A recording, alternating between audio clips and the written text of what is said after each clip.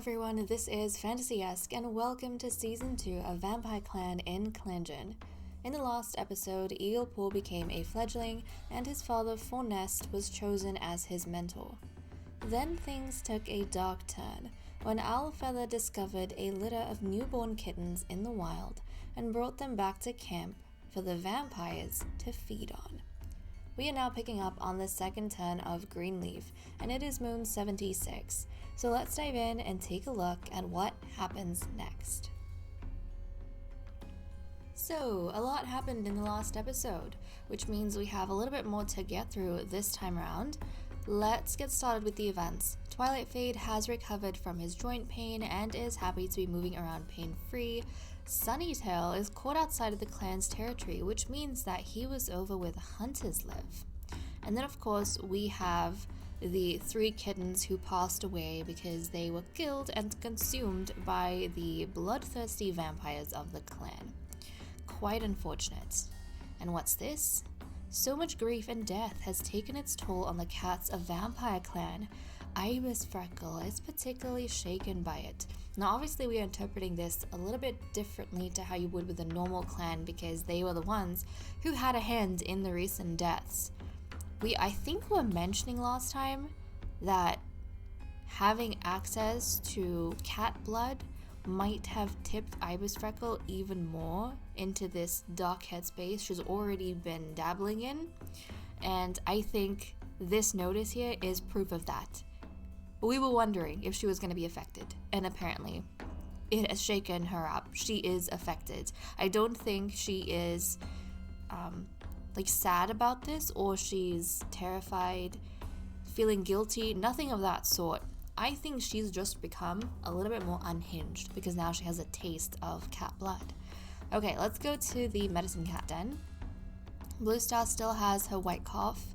Blue Star was given Tansy as treatment for white cough, and then Twilight Fade was given Daisy as treatment for joint pain. Owlfeather gathered Time and Tansy this moon. Okay, let's dive into relationships. Grandmaster Blue Star goes out of her way to catch Quiet Flight's favorite prey. That is actually very nice because she is very sick. Despite that, she is catching prey for her mate. I like that. Grandmaster Blue Star is always happy to share a piece of fresh kill with Ibis Freckle. Burnleaf quickly apologizes after bumping into Grandmaster Blue Star. They have a small laugh about it. Burnleaf confesses something to Ibis Freckle.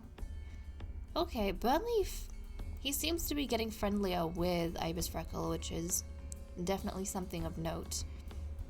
Twilight Fade's feelings are hurt by something Fornest said, but Fornest's apology is half-hearted. I wonder if Fornest, he's childish, he's young, he's spry, he is able to go about and do a lot of things that Twilight Fade can't because of his paralysis. Maybe Fornest unwittingly said something about his paralysis, and then he half-heartedly apologized later on when someone else corrected him. Oh, Twilight Fade. Twilight Fade includes Owlfeather in a conversation that Owlfeather struggled to join. Master Quiet Flight saw Bloomrise the other day, but didn't get a chance to meow hello. Master Quiet Flight gets a little irritated seeing Bloomrise ignore a mess in camp. I kind of feel like she is just finding things to nitpick because she hates Bloomrise. Owlfeather suspects that Ibis Freckle gets special treatment. Owlfeather has a friendly chat with Eaglepaw that leaves them both feeling happy. Oh, that's sweet. Sunnytail admires Twilight Fade's dedication. Sunnytail worries about how capable Eaglepaw is. We already know Sunnytail has had, for some reason, a problem with Eaglepaw since Eaglepaw was born. He's not too close with his nephew. I think we worked out a large part of this is because it has been so long since the clan has had kittens that he just didn't know how to act around Eaglepaw. And in the last episode, Eaglepaw had his first patrol where they did a training session. Quiet Flight was trying to tell him how to, I think, climb a difficult sort of terrain, maybe cliffs or something, and he just could not figure out how to do it, and maybe Sunnytail is feeling as though Eaglepaw might not be as daring as he has cracked out to be. Quiet Flight compliments Ibis Freckle's name. Obviously, she named her daughter, she named a part of her daughter. The other name was given by the clan leader. But I think she is feeling very, very proud of her daughter. We've kind of seen how protective she is over her kids recently. Bloomrise thinks that Fornest isn't so bad after all.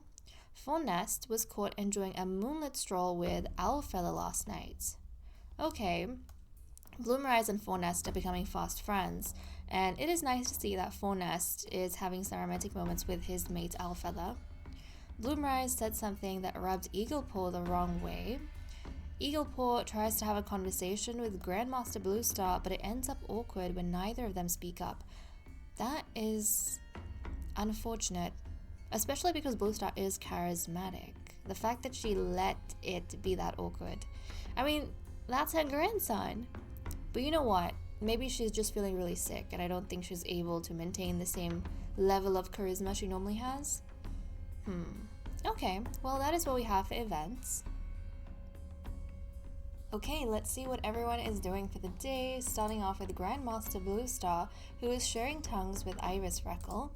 Master Quietflight can't wait to take a nap later.